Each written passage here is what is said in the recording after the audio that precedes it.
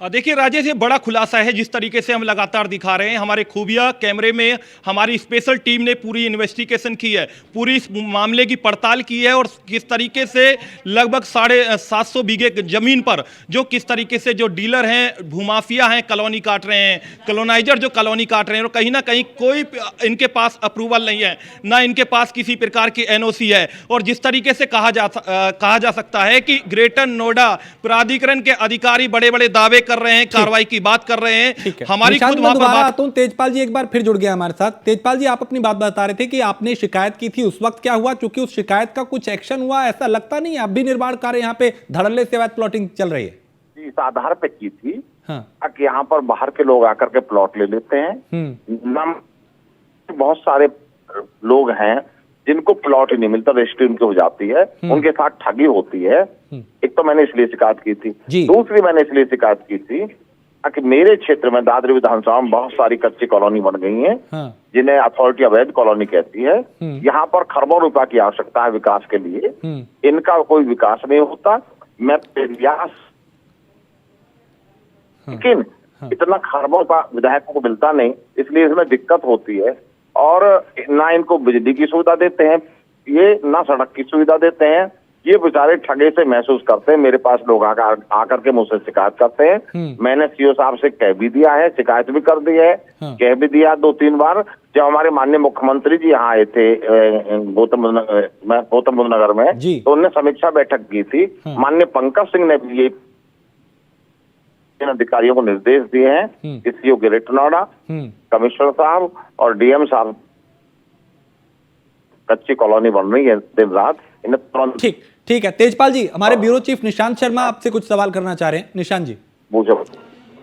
विधायक जी, निशांत शर्मा बात कर रहा हूं मैं। आपने ग्रेटर नोएडा प्राधिकरण को एक पत्र लिखा था जिसमें अभी तक कोई कार्रवाई अभी तक नहीं हो पाई है। लगभग 4 महीने आपके पत्र के बाद भी हमने ये देखा, जो हमारी टीम वहां पर पहुंचती है तो लगभग 500 मजदूर उन कॉलोनियों में काम कर रहे हैं, 500 मजदूर निर्माण कर रहे हैं।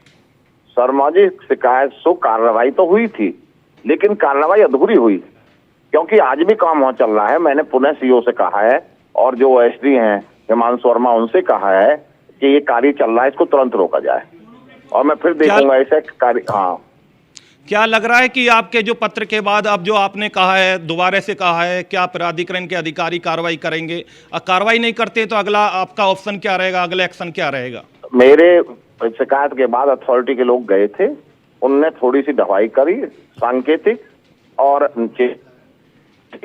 मेरा कहना यह है कि अगर नहीं होगी तो मैं माननीय मुख्यमंत्री से कह करके इनको फिर इनकी शिकायत करूंगा। सीओ साहब से हमारी भी बात हुई थी विधायक जी। सीओ साहब कह रहे कि, और एसीओ मैडम हमसे कह रही थी कि वहां पर हमने कुछ कर्मचारी ड्यूटी पर लगा रखे हैं, लेकिन अभी भी हम देख रहे हैं कि वहां पर धड़ल्ले से निर्माण चल रहा है।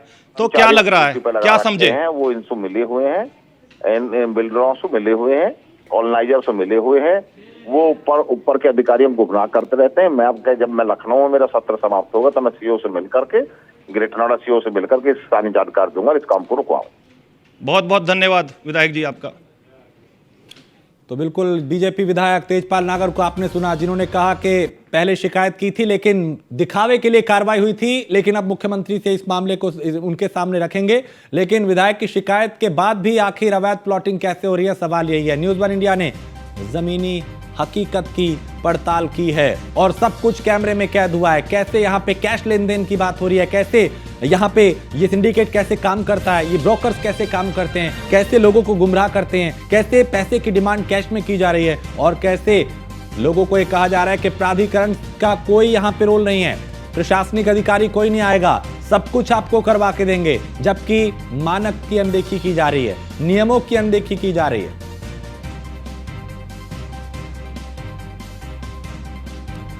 निशांत, विधायक जी भी ये कह रहे हैं कि एक्शन हुआ था लेकिन सिर्फ दिखावे के लिए, और अभी वहां पे फिर अवैध प्लॉटिंग हो रही है। यानी इन भूमाफियाओं को डर नहीं है, ना शासन का है और ना ही प्रशासन का। देखिए, सबसे बड़ी बात है कि एक बीजेपी विधायक खुद अपने प्राधिकरण के सीईओ को पत्र लिख रहे हैं। 4 महीने इस पूरे मामले को बीत गए, उसके बाद भी कोई कार्रवाई नहीं हुई। हालांकि सिर्फ फॉर्मेलिटी के लिए प्राधिकरण का जो बुलडोजर वहां पर पहुंचता है, और कहीं ना कहीं जो अधिकारी हमसे कह रहे हैं 25,000 वर्ग मीटर जमीन पर हमने अतिक्रमण को हटाया है। हालांकि जिस तरीके से देखा जाए, अब जो हमने पूरा मामला संज्ञान में लिया तो हमसे अधिकारी कहते हैं कि इस मामले में आपने जैसे संज्ञान में दिया तो कार्रवाई की जाएगी। एफआईआर की भी कार्रवाई की हमसे एसीओ जो अनुपण जो गर्ग हैं उन्होंने कहा कि एफआईआर की भी कार्रवाई की जाएगी। लेकिन बड़ी बात यह है कि लगातार निर्माण हो रहा है, लगातार जो ब्रोकर वहां पर बैठे हैं भोले भाले लोगों को लगातार जो है ठगने का काम कर रहे हैं, झांसे में लेकर उनकी जीवन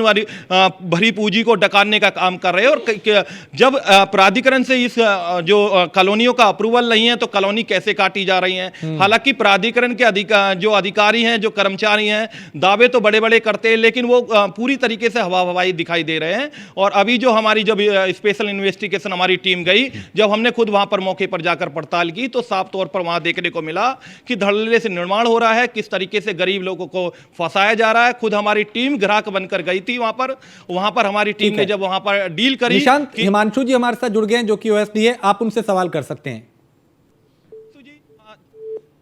पूर्व में भी बात की थी, लगातार जो सहारा और समतल के नाम से निर्माण हो रहा है, अभी भी देखा जा रहा है कि अभी भी धड़ल्ले से निर्माण हो रहा है।